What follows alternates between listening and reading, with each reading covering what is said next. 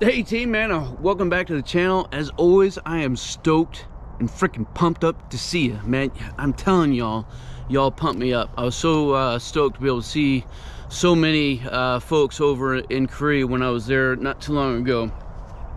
And I wanted to take the time and the opportunity to talk to you about a little bit about career progression, right? About what sorts of things that you might be able to put into your kit bag as far as managing a trajectory for where you're trying to go. And I'm going to tell you, man, you need to know what that long-term plan is, right? Let's say that your goal is to become a first sergeant or a sergeant major. You need to look at your MOS and what the natural funnel is going towards that direction. Does that make sense?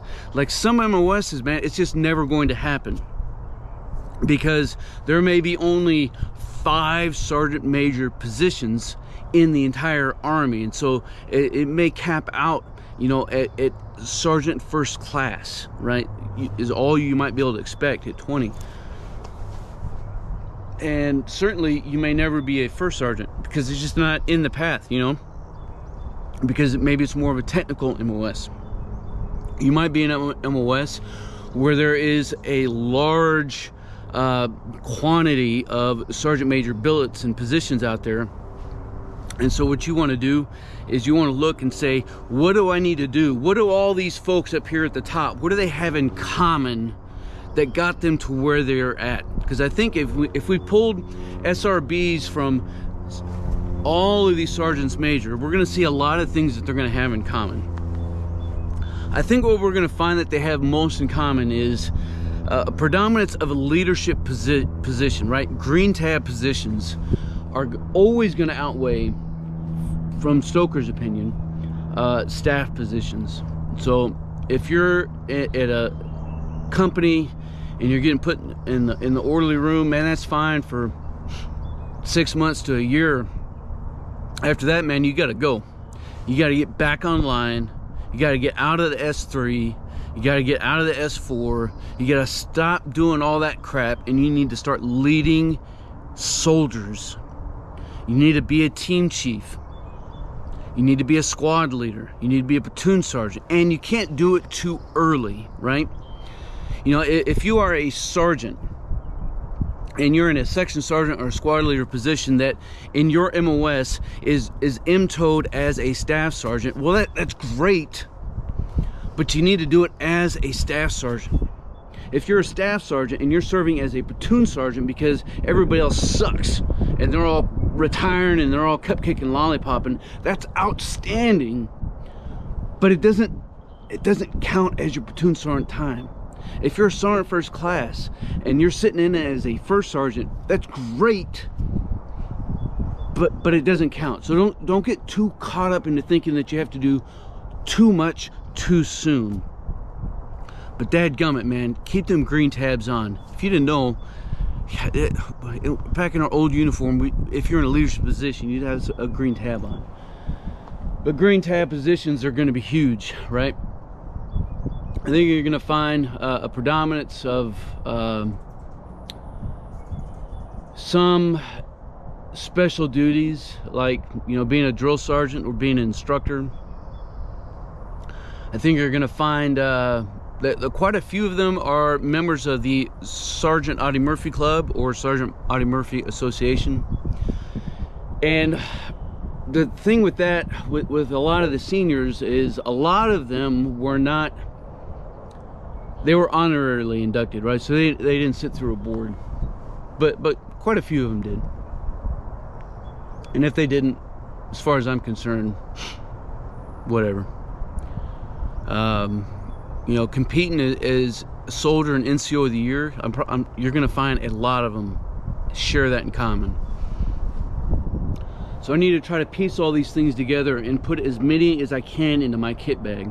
Now, as much green tab time as I think you need, it is good to have a little bit of staff time, right? Good to get some operations time, working that S3, whether it's at battalion, brigade, or division level. But try to get back out and get back into where it matters. And where it matters is leading soldiers, right? Those team chiefs, man, those are the cog. Those soldiers are the center of gravity for why everything else exists. And so you can go off and do those cool things, and man, if you want to go do SVAD, that's cool, but get out and get back into where you belong and start doing the thing that America is asking you to do, which is to lead our sons and our daughters. You know, if that's not in your wheelhouse, if you're not looking for something like that in the future, if you don't feel that's what your calling is towards, and maybe it is more technical and you want to go warrant, well, you need to figure out, you know, based off of what your MOS is or what kind of warrant that you want to be, what do you need to do in order to set yourself up for success in putting in that packet? What kind of education do you need to try to get after? And when I say getting after education, I don't just mean getting a certificate, a black and white piece of paper that says that you've checked a box. I mean actually getting some dadgum knowledge into your gray housing group and getting smarter at what you're supposed to be getting smart at. What kind of certificates do you need to try to get? What kind of folks in your maintenance programs or whatever it is, again, depending on what kind of warrant that you're trying to go after, do you need to start understanding now about that, about how that particular branch warrant operates? If you want to go commission, man, start doing the same thing, right? Start getting your shit put together, if you will, so that you can start building your resume. Start building out some relationships and reaching out to those who've already gone through the programs that you're looking at. Now, people raise their hands all the time to like company commanders and say, oh, I want to freaking go become an officer. I want to go become an officer. I've heard that crap 1,000 times. And that's all well and good, but how many of them actually got themselves legitimately set on that path? It's very, very few. Everybody likes to talk a game, but not everybody likes to put their boots on the ground and get dadgum dirty chasing after the things that they said that they wanted to. So I don't know, just a few thoughts for y'all. I'd love to hear what your personal goals are, your professional goals are, and we'll continue to keep this conversation rolling. So do that, man. Leave some comments down below about what it is that you want to do in your career, in your future, and maybe we can all sharpen each other up and encourage and motivate one another so that we can get after those things. Man, I appreciate all you guys, man. Until then, you stay out there, you keep grinding, and you stay stoked.